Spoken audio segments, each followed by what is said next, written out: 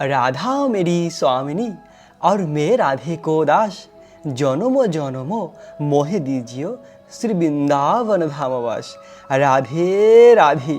রাধা গোবিন্দের ঝুলন যাত্রা মহোৎসব আমরা কবে থেকে পালন করব? আজ আমরা ঝুলন যাত্রার অপ্রাকৃত লীলা কথা শ্রবণ করব। মধুর লীলা রয়েছে বৃন্দাবনে ঝুলন যাত্রার। আর এই ঝুলন যাত্রার এত মহিমা ঝুলন যাত্রায় রাধাকৃষ্ণকে ঝুলানোর মাধ্যমে ভববন্ধন থেকে মুক্তি লাভ করে ভগবানের নিত্যধাম প্রাপ্ত হওয়া যায়। কিভাবে এই লীলাগুলি হয়েছিল বৃন্দাবনে, কবে থেকে আমরা ঝুলন যাত্রা মহোৎসব শুরু করব, বাড়িতে কি করব, বৃন্দাবনে কতদিন ঝুলন যাত্রা হয়, এই সব কিছু আজ আমরা শ্রবণ করব। এই একটি ভিডিওর মাধ্যমে আমরা বৃন্দাবনের সম্পূর্ণ ঝুলন যাত্রার মাহাত্ম্য কথা শ্রবণ করব। তাই তো প্রিয় ভক্ত, মন দিয়ে এই কথাগুলি শ্রবণ করুন। ভগবানের অতি অন্তরঙ্গা মধুর লীলা ঝুলন যাত্রা লীলা। ঝুলন যাত্রায় অনেক আনন্দ বৃন্দাবনে। জগন্নাথপুরী ধামে ভগবানের ঝুলন যাত্রা হয় 7 দিনের জন্য। বৃন্দাবনে ঝুলন যাত্রা হয় 13 দিন পর্যন্ত এবং গোকুলে ঝুলন যাত্রা হয় 1 মাস পর্যন্ত। তো রাধাকৃষ্ণের এই মধুর ঝুলন যাত্রা বৃন্দাবনের খুব প্রসিদ্ধ। তো এইবার ঝুলন যাত্রা পড়েছে 23শে আগস্ট থেকে 28শে আগস্ট পর্যন্ত।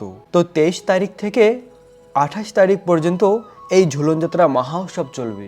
একাদশীর আগে থেকে শুরু হবে এবং বলরাম পূর্ণিমা পর্যন্ত এই ঝুলন যাত্রা চলবে। তো প্রিয় ভক্ত, আপনারা সকলে বাড়িতে 23 তারিখ থেকে 28 তারিখ পর্যন্ত ঝুলন যাত্রা মহোৎসব উদযাপন করুন।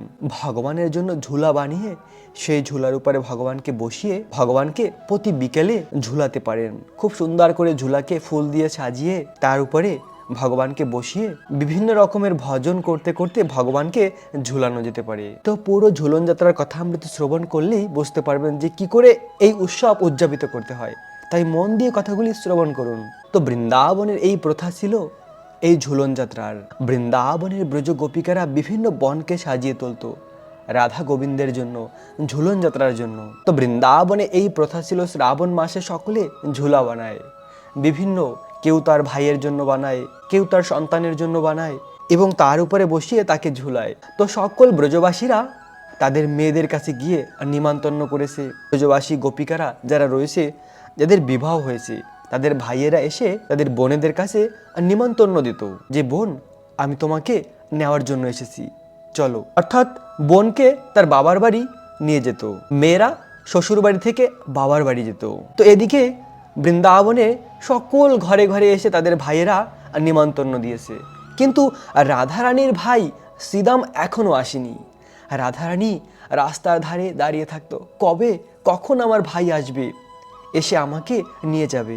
কেননা রাধারানীও প্রতি বছর বার্সনার বাড়িতে যায়। বার্সনায় গিয়ে এই ঝুলন যাত্রা মহোৎসবে আনন্দ করে, কেননা সেখানে কৃষ্ণ আসে, গোপিকারা আসে। তো রাধারানী পথ চেয়ে বসে থাকতো কবে তার ভাই আসে, কিন্তু তার ভাই আসে না। সকল ব্রজবাসী গোপিকারা বলল, আমার ভাই তো এসেছে। অন্য এক গোপিকা বলে, আমার ভাইও এসেছে। রাধা, তোমার ভাই কি এসেছে? রাধা বলে, না, আমার ভাই তো এখনো আসেনি। এদিকে জটিলা রাধারানীকে বলল, রাধা, তোমাকে আর এইবার পাঠাবো না। দেখো, তোমার মা বাবা এবং তোমার ভাই তোমাকে আর ভালোবাসে না, কেননা দেখো এখন পর্যন্ত নিমন্ত্রণ করতে আসেনি। তাই আমি চিন্তা করলাম আর তোমাকে এবার পাঠাবোই না। রাধারানী মনের দুঃখে কান্না করছিল, কবে আসবে আমার ভাই আর আমাকে নিয়ে যাবে। এদিকে অপেক্ষা করতে করতে রাস্তার ধারে দাঁড়িয়ে থাকতো। হঠাৎ করে ঝুলন যাত্রার একদিন আগে দেখলো শ্রীদাম এসেছে অনেক কিছু নিয়ে, অনেক গিফট নিয়ে এসেছে, অনেক গাভীদের নিয়ে এসেছে। রাধারানী ছুটে গিয়ে ভাইয়ের সঙ্গে কথা বলছিল, ভাই ভাই এত দেরি কেন হয়েছে? তখন শ্রীদাম বলল, বাবা বলল একদিন গিয়ে রাতে থেকে পরের দিন বোনকে নিয়ে চলে আসবে, আর বাবা এরকম অনেক রকমের উপহার দিয়েছে। তো রাধারানী তখন শ্রীদামকে বলল, দেখো, এই শাড়ি সর্বপ্রথমে জটিলাকে দেবে, তারপরে মিষ্টি দেবে, গিফট দেবে, আর তারপরে কুটিলাকে দেবে। তো এই সমস্ত গিফট পেলে অত্যন্ত প্রসন্ন হয়ে যাবে আর আমাকে যেতে দেবে। তো তেমনই শ্রীদাম গিয়ে জটিলাকে প্রথমে এই সুন্দর শাড়িটি দিয়েছে, এদিকে কুটিলাকেও দিয়েছে। তখন তারা এত সুন্দর শাড়ি, গয়না, গিফট পেয়ে তারা অত্যন্ত প্রসন্ন হয়েছে। রাধারানীকে বলল, আরে তোমার ভাইকে প্রসাদ খেতে দাও। আর তুমি তোমার কাপড় চাপড় গুছিয়ে নাও, তোমার ভাই যখন এসেছে ভাইয়ের সঙ্গে যাও, কিছুদিন বাবার বাড়ি থেকে আসো। অর্থাৎ জটিলা কুটিলা অত্যন্ত প্রসন্ন হয়েছে এই উপহার পেয়ে। আর এভাবে শ্রীদাম রাধারানীকে তার বোনকে নিয়ে বার্সোনার শ্রীমহলে ফিরে এসেছিল। বার্সোনার শ্রীমহলে ফিরে এসেছে। আর এদিকে রাধারানীর মা কীর্তিদা সুন্দরী, কীর্তিদা সুন্দরী তার মেয়ের জন্য খুব সুন্দর করে ঝুলা বানিয়েছিল, অনেক সুন্দর করে ঝুলা বানিয়ে রেখে দিয়েছিল যে আমার মেয়ে এসে এই ঝুলার উপরে বসবে। আর এদিকে রাধারানী বিভিন্ন গোপিকাদের সম্বন্ধে জিজ্ঞাসা করছিল। তার বিভিন্ন যে গোপিকা রয়েছে, ললিতা, বিশাখা, চন্দ্রাবলী, তাদের খবর নিচ্ছে যে তারা কি ফিরে এসেছে, কেননা তাদেরও বাড়ি রাধারানীর বাড়ির আশেপাশে, তো তাদেরও সকলের বিবাহ হয়েছিল, তো তারা কি সকলে ফিরে আসছে কিনা সেই কথাও রাধারানী জিজ্ঞাসা করে জানছিল। আর এদিকে রাধারানী সেই দোলনার উপরে বসে একা একা দোল খাচ্ছিল একটু একটু করে। আর মনে মনে রাধারানী চিন্তা করছিল, আমার শ্যাম সুন্দর কি জানতে পারলো আমি এসেছি। রাধারানী মনে মনে কৃষ্ণের কথা চিন্তা করে একটু একটু করে দোল খাচ্ছিল একা একা। আর এদিকে শ্যাম সুন্দর কৃষ্ণ এর আগে অনেকবার এসেছিল রাধারানীকে দেখার জন্য, রাধারানী কি এলো কি না। তাই কৃষ্ণ কখনো চুরি বেচার নাম করে অন্য কোনো বেশ ধারণ করে বারবার এই বার্সোনার বাড়িতে এসেছিল রাধারানীকে দেখার জন্য। কিন্তু কৃষ্ণ দেখলো রাধারানী এখনো ফিরে আসেনি। তাই তো কৃষ্ণও খুব চিন্তিত হয়ে পড়েছিল যে রাধা কি আসবে এবার নাকি আসবে না। তেমনই ওই দিন শ্যাম সুন্দর কৃষ্ণ রাধারানীর অন্বেষণ করতে করতে বার্সোনার বাড়িতে এসেছিল, রাধা আসছে কিনা সেটা দেখার জন্য। আর এদিকে রাধারানী একা একা বসে দোলনার উপরে দোল খাচ্ছিল। তখন রাধারানী শুধু কৃষ্ণের কথাই চিন্তা করছিল। আর সেই সময় হঠাৎ করে কৃষ্ণ এসে পিছন থেকে রাধারানীর ঝুলনাকে অনেক জোরে ঝুলাচ্ছিল। আর রাধারানী একদম অনেক দূরে চলে গিয়েছিল আর ভয়ে কৃষ্ণের কথা বলছিল, কৃষ্ণ রক্ষা করো। আর কৃষ্ণ লাফ দিয়ে এসে রাধারানীর পাশে ওই দোলনায় বসে পড়েছিল। রাধারানী যে ঝুলার উপরে বসেছে সেই ঝুলার উপরে কৃষ্ণ এসে বসে পড়েছিল আর এক হাত দিয়ে রাধারানীকে ধরে ফেলেছে। এত দিনের অপেক্ষার পরে তার শ্যাম সুন্দরকে এভাবে কাছে পাবে কখনো ভাবতে পারেনি। সেটাই হয়েছে, যেটা চেয়েছিল রাধারানী, কৃষ্ণকে চেয়েছিল, সেই কৃষ্ণ তার পাশে। তখন কৃষ্ণ খুব প্রসন্ন হয়ে এক হাত রাধারানীর কাঁধের উপরে রেখে রাধারানীকে একটি চুম্বন দিয়েছিল। আর রাধারানী এত প্রসন্ন হয়েছে, এত প্রসন্ন হয়েছে, আনন্দে প্রাণ খুলে হাসছিল। তখন রাধারানীর হাসি দেখে কৃষ্ণ খুব প্রসন্ন হয়েছিল। আর গোবিন্দ তখন ঘোষণা করেছিল, কেননা গোবিন্দ কৃষ্ণ এই জগতে লীলাবিলাস করে আমাদের মতন বদ্ধ জীবকে উদ্ধার করার জন্য, যেন আমরা সকলে এই লীলাবিলাসের কথা শ্রবণ করে ভববন্ধন থেকে মুক্তি লাভ করে ভগবানের ধাম প্রাপ্ত হতে পারি। তো তখন শ্যাম সুন্দর কৃষ্ণ ঘোষণা করেছিল যে যে সকল ভক্তরা আমাদের এই ঝুলন যাত্রা মহোৎসবের সময় আমাদের এই ঝুলাকে ঝুলাবে, এই ঝুলন যাত্রা মহোৎসব উদযাপিত করবে, এই লীলাকথা শ্রবণ করবে, তাদেরকে শুধু ভববন্ধন থেকে উদ্ধার করব না, তারা এই জীবনের শেষে আমার নিত্যধাম গোলক বৃন্দাবনে ফিরে আসবে। ভগবান বরদান দিয়েছিল যে যে সকল ভক্তরা ঝুলন যাত্রা মহোৎসব উদযাপিত করবে, ভগবানকে ঝুলাবে, তারা আমার নিত্যধাম গোলক বৃন্দাবন প্রাপ্ত হবে। কারো মনে এমনটি হতে পারে যে ঝুলন যাত্রায় তো রাধাকৃষ্ণকে ঝুলানো হয়, তাতে তো রাধাকৃষ্ণ আনন্দ পাবে, আমরা কি আনন্দ পাবো, এটা কারো মনে হতে পারে। তো তাদের জন্য এটা সবসময় মনে রাখা উচিত যে এই ঝুলন যাত্রায় ভগবানকে ঝুলালে আমরা গোলক বৃন্দাবন যেতে পারবো কৃষ্ণের কাছে ফিরে। তাই তো স্কন্দ পুরাণে বর্ণিত রয়েছে, দোলে চা দোল গোবিন্দা, চাপে চা মধুসূদনা, রথে চা বামনতিষ্ঠা, পুনর্জন্ম নবিদ্যাতে। অর্থাৎ দোলে চা দোল গোবিন্দ, এই ঝুলার উপরে রাধাকৃষ্ণকে দর্শন করলে, রাধাকৃষ্ণকে ঝুলালে তার আর পুনর্জন্ম হয় না। এবং নৌকার উপরে রাধাকৃষ্ণকে দর্শন করলে নৌকা বিহারের সময় তার আর পুনর্জন্ম হয় না। আর রথের সময় জগন্নাথকে রথের উপরে দর্শন করলে তার আর পুনর্জন্ম হয় না। এই তিনটি স্থানে ভগবানকে দর্শন করলে তাদের আর পুনর্জন্ম হয় না। তাই শাস্ত্র সিদ্ধান্ত অনুযায়ী এই দোলনার উপরে ভগবানকে দর্শন করলে আর পুনর্জন্ম হবে না, ভগবানের নিত্যধাম গোলক বৃন্দাবনে ফিরে যাওয়া যায়। শুধু এই একটি লীলা নয়, ঝুলন যাত্রায় এত মধুর মধুর লীলা রয়েছে। এদিকে রাধারানীর গোপিকারা, তার সখীরাও বৃন্দাবনের বিভিন্ন গাছে গাছে ঝুলা বানিয়েছে, বিশেষ করে কদম গাছে, কদম গাছের সঙ্গে ঝুলা বানাতো গোপিকারা। আর সেই গোপিকাদের মধ্যে নেতৃত্ব করেছিল অষ্টসখীরা। আর তার মধ্যে প্রধান ছিল, আর ললিতা সখী আর হলো বৃন্দা দেবীর। ললিতা সখী আর বৃন্দা দেবীর কাজ হলো বৃন্দাবনের বিভিন্ন বন, বিভিন্ন কুঞ্জকে সাজিয়ে তোলা, অপরূপ সুন্দর বিভিন্ন ফুল দিয়ে সাজিয়ে তোলা, আর অনেক সুন্দর কুঞ্জের মাঝে ঝুলা বানানো, এই দোলনা বানানো। তো বর্ণিত রয়েছে শাস্ত্রে, এমন কোনো বন নেই যে বনে ঝুলা বানানো হয়নি।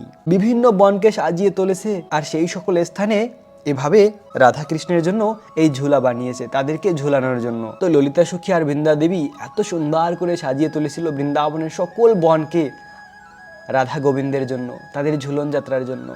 মানে আরেকটি মধুর লীলা বর্ণিত রয়েছে ঝুলন যাত্রা নিয়ে। এই ললিতা সখীর যে উঁচু গ্রামে কুঞ্জে ললিতা সখী প্রথমেই ঝুলা বানিয়েছিল। তো ললিতা সখী এত সুন্দর ঝুলা বানিয়েছিল রাধা গোবিন্দের জন্য।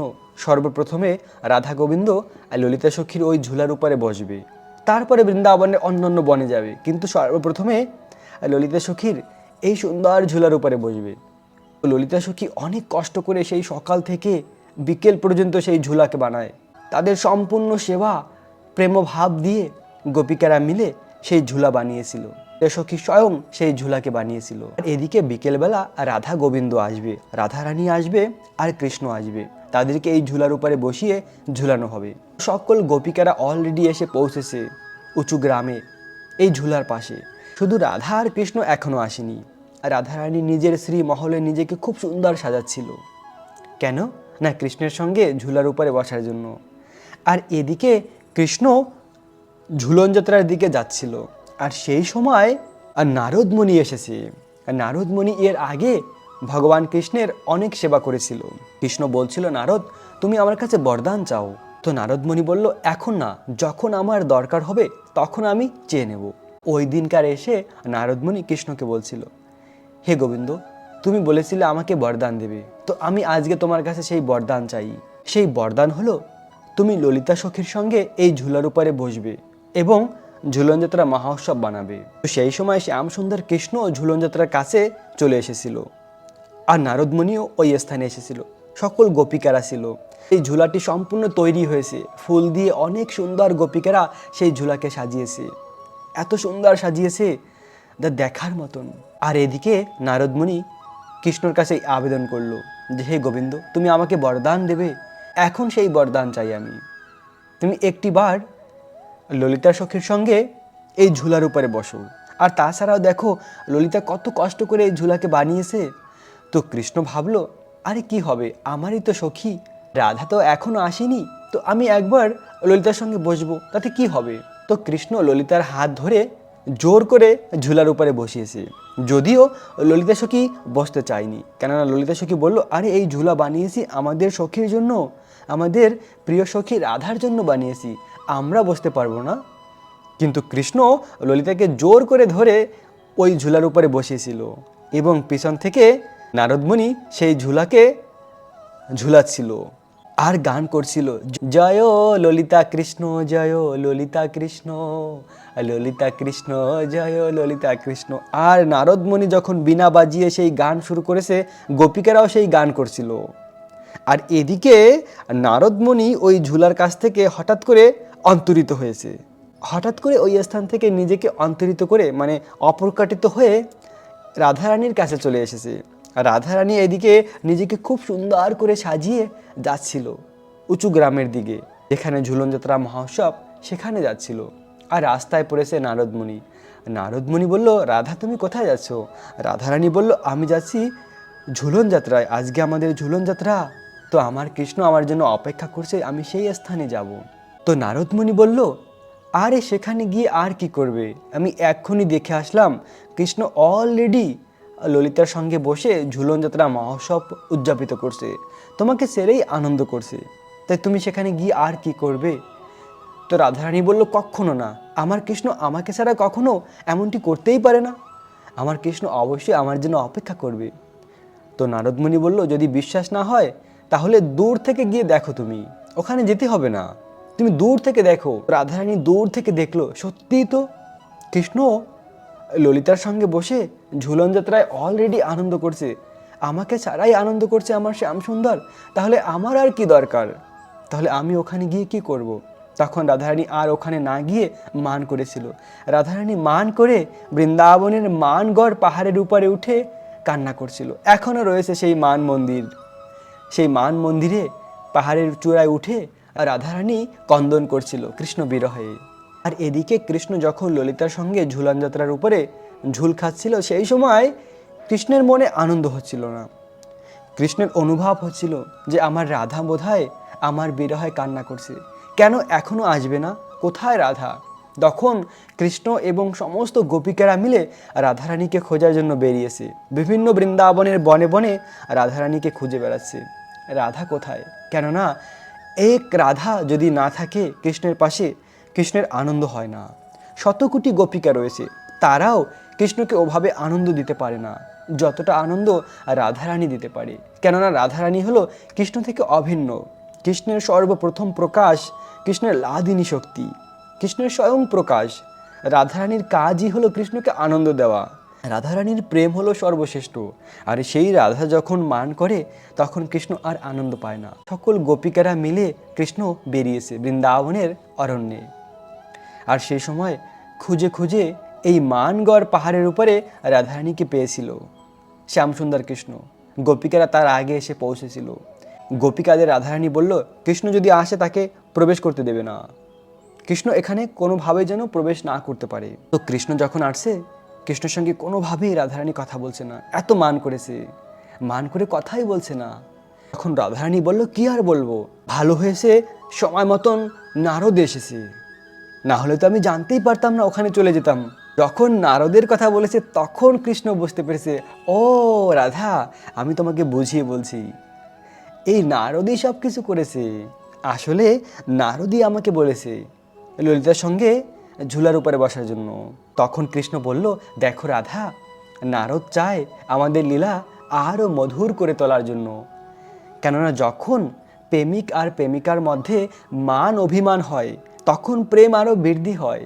যেমন স্বামী স্ত্রী যদি মান করে, ঝগড়া করে, ঝগড়ার পরে তাদের প্রেম আরও বৃদ্ধি হয়, আবার একসঙ্গে প্রেম করবে, সেটা প্রাচীন কাল থেকে চলে আসছে। তো এভাবে শ্যামসুন্দর কৃষ্ণ সব কিছু রাধারানীকে বুঝিয়ে বলল, দেখো তুমি মান করো না তো আমাদের এই বৃন্দাবন লীলা আরও বেশি মধুরতা হয়ে যায় যখন মান অভিমান হয়। আর নারদমুনি চায় আমাদের রস আরও বৃদ্ধি করার জন্য। নারদ তো আমার শুদ্ধ ভক্ত। এভাবে নারদ একে অপরের প্রতি ঝগড়া লাগানোর জন্য পিএইচডি করেছে, কিন্তু তার মনের অভিলাষ অনন্য প্রেম। নারদ আমার শুদ্ধ ভক্ত, কিন্তু তাও নারদের থেকে সাবধানে থাকতে হবে যদি তুমি মান না করতে চাও। রাধারানীর মান ভেঙেছে, ও তাহলে নারদ এটা করেছে। আসলে নারদমণি এই সকল কিছু করে বৃন্দাবনের লীলা আরও বেশি মধুর করার জন্য। তখন আবার সখীরা মিলে রাধারানীকে নিয়ে এসেছিল উঁচু গ্রামে, ঝুলার উপরে বসিয়েছিল, আর কৃষ্ণ রাধারানীর পাশে বসেছিল, আর পিছন থেকে গোপিকারা সেই ঝুলাকে ঝুলাচ্ছিল আর কীর্তন করছিল, জয় রাধা গোবিন্দ, রাধা গোবিন্দ রাধে, জয় রাধা শ্যাম সুন্দর, রাধা শ্যাম সুন্দর রাধে। এভাবে রাধা আর কৃষ্ণের গুণ মহিমা করতে করতে তারা ঝুলাকে ঝুলাচ্ছিল। আরও অনেক ভজন রয়েছে রাধা কৃষ্ণের ঝুলন যাত্রায় কীর্তন করার জন্য। তো প্রিয় ভক্ত, আপনারা বাড়িতে 23 তারিখ থেকে 28 তারিখ পর্যন্ত ঝুলন যাত্রা মহোৎসব উদযাপিত করুন। ভগবানের জন্য ঝুলা বানিয়ে ফুল দিয়ে সাজিয়ে রাধাকৃষ্ণকে বসিয়ে তারপরে কীর্তন করুন। রাধা কৃষ্ণ প্রাণ মোর, যুগল কিশোর, জীবনে মরণে গতি আরো নাহি মোর। এই কীর্তন করতে পারেন। এবং তাছাড়াও বৃন্দাবনম ব্রহ্মস্থানম দিব্য চিন্তামণি ধাম, এই কীর্তন করতে পারেন। এরকম করে অনেক সুন্দর ভজন রয়েছে বৃন্দাবনের রাধাকৃষ্ণের। সেই সকল ভজন করতে করতে রাধাকৃষ্ণকে ঝুলাতে হয়। আর মুখমণ্ডলকে দর্শন করুন। এভাবে এই ঝুলন যাত্রা উদযাপিত করলে সে গোলক বৃন্দাবন ধাম প্রাপ্ত হয়। তাই আপনারা সকলে বাড়িতে এই ঝুলন যাত্রা মহোৎসব উদযাপিত করুন। এমন কোনো কঠিন কিছুই নয়। ঝুলা বানিয়ে রাধাকৃষ্ণকে বসিয়ে তাকে ঝুলান প্রতি বিকেলবেলা, আর এভাবে কীর্তন করুন, তাকে অনেক রকমের ভোগ নিবেদন করুন, আর রাধাকৃষ্ণের গুণমহিমা শ্রবণ করুন। বেশি বেশি করে রাধা আর কৃষ্ণকে ভালোবাসুন, আর দুর্লভ মনুষ্য জনমকে ধন্য করুন। আপনাদের সকলকে অনেক অনেক অভিনন্দন, শুভেচ্ছা ঝুলন যাত্রার। রাখবেন নিজেদের অনেক অনেক যত্ন, থাকবেন কৃষ্ণ ভাবনাময়। রাধে রাধে।